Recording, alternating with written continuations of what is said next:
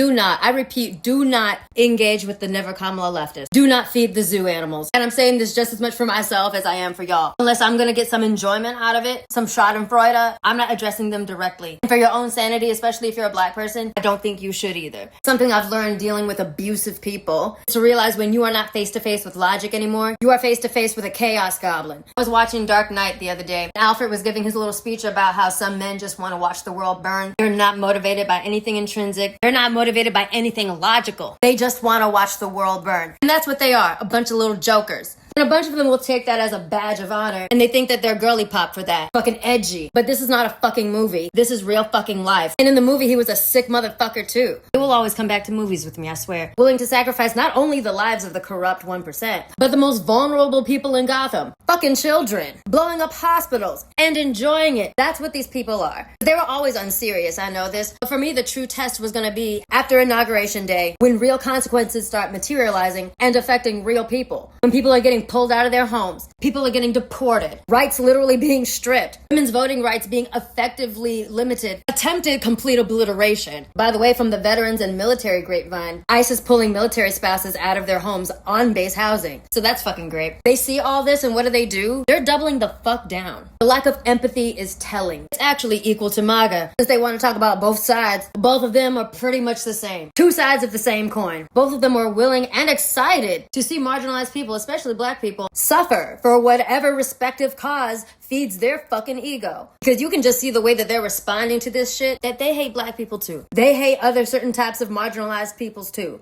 They were very clear last year how they were very willing to use us for cannon fodder. They're mad that black people are staying inside and they're not getting the drama that they want with the police showing up with water hoses because we've refused to be cannon fodder. So they, the never-Kamala-leftists, they want us to be cannon fodder. But also the police and far right really want us to be cannon fodder as well. So if 2 + 2 is 4, what the fuck is this? They want the cosplay aspect of District 12, but the being brutalized and dying part, oh, that's for us. Just like the far right, they only like us when we're being of service to them and their cause, which they're likely only advocating for because it feeds their ego and gives them an opportunity to feel morally superior. Not that they're making any actual positive change. As a matter of fact, they're sabotaging it. Do not engage. These are not creatures of logic. They never respond to any argument or any challenge with facts. Only name calling. Only gaslighting. It's literally fucking abusive. Even if all the people that voted third party and Green Party voted blue, she still would have lost. There's not enough numbers. What about the people that a bunch of you, especially those with large platforms, told to stay the fuck home? What about them numbers then, huh? How about them apples? Nothing. Fucking nothing. I mean, he stole it anyway. He stole the election. He was always gonna win. There's nothing we could do. Why are you blaming us? First of all, being defeatist is really cute. Second of all, he probably stole it in 2016 as well. But then in 2020, for some reason, it didn't work. For some reason, everybody got off their ass, even though they didn't necessarily love the other option, and they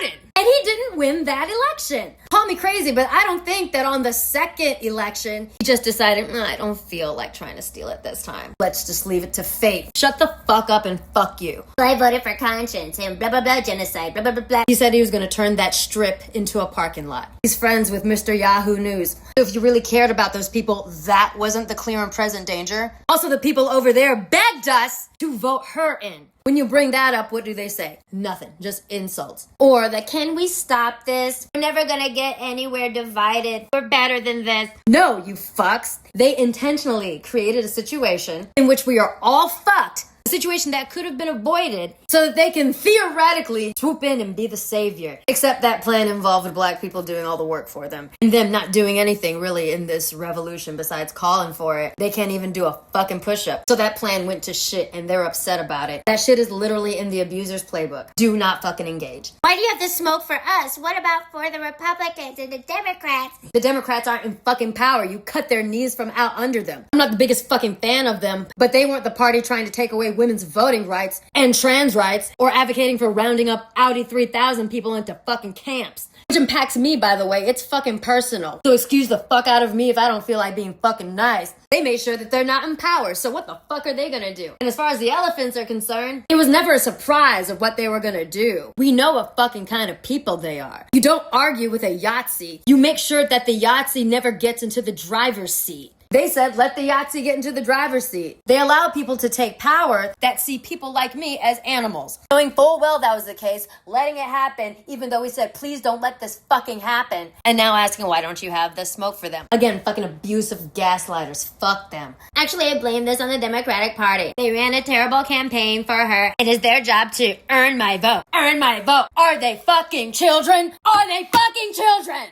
You needed to be convinced to make certainly goddamn sure that the Yahtzee didn't get into the driver's seat to vote for the black woman when you very quickly last election voted for a pale man you didn't even fucking like. They cried again about having to do it this year, said that they wouldn't fucking vote for him, so basically admitted early on that they were always gonna let this happen. That's what gets me. The fact that we were cooked from jump, not because of the far right, but because they were always gonna let this happen. And then they heard them, and then switched to Kamala, and then they fabricated more reasons to be fucking upset. And were very anti-black. Also, it was very clear that that campaign was packing fucking heat up until election day. Then all of a sudden, she ran a bad campaign. So she simultaneously ran a bad campaign, failed to convince people to vote for her, but also he stole it. They are not fucking for real. This is also just what people do to black women all the time. Put us in impossible situations in which we excel anyways, but wherever there's a chance to highlight a shortcoming and then blow it up to be 10 times bigger than it actually is, and 10 times bigger than they will ever blow it up for a pale man, they will fucking take it and make it her fault. I've seen this movie. I've lived this movie a million times. I didn't like the fucking ending. Fuck them. You can bring up all of these points and they never address it directly. I have been seeing stitches pop up of my video where I'm sobbing because I found out that the South African dude is spying on my group therapy at the VA. And it's mostly pale people being like, can we stop this? We're better than this one. I'm like, no, they had a chance to be better than fucking this. It's giving reactive abuse. It's giving telling somebody to calm down after you just slap them in the face. Or,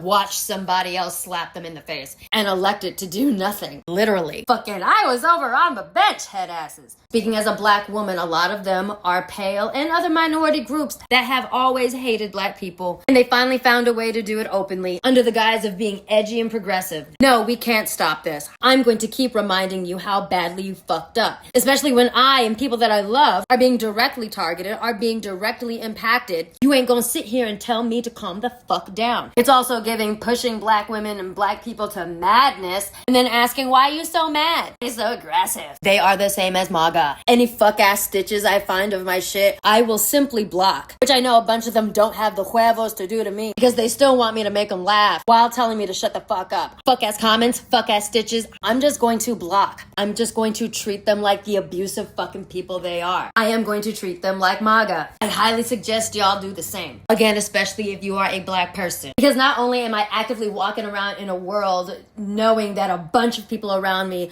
voted for a Yahtzee and elected for my extermination, but I'm also walking around a bunch of people that said they were fine with it. And that's just as fucking bad. And when every single one of their reasonings is shown to be shit, they resort to insults and deflection. Like MAGA, I'm treating them the same. It's also telling how a bunch of them are saying out loud how disgusted they are seeing black people rest. That's funny to me. They're literally like, this is my least favorite kind of content right now. Literally, how is that any different than the conservative pale women crashing out over seeing black women have picnics on lawns in front of manors and being like, this is my reason to leave Instagram. This is disgusting. They're the same. There's a perpetual devastation that I feel because of this resounding clarity, like a confirmed clarity that we have no allies, that we are still considered beasts of burden, also to, and sometimes especially to, those who would call themselves allies. It is a devastation I now feel all the time, and I cry almost every day. My literal medical PTSD is triggered 24/7 now in a way that it has not been triggered since 2016, when I went through the fight of my fucking life. No, we can't stop this. I'm gonna keep talking about what they did, but I will not talk to them because they are little jokers. Little jokers that think it's a flex to be little jokers. You can't reason with that. I don't care if the Joker makes good points sometimes. This is not a fucking comic book, and we still gotta live in reality. So again, I'm telling y'all, especially black people, I'm telling this to myself as well, because the way this is literally making me physically and mentally go through it, do not engage. Stonewall, Gray Rock.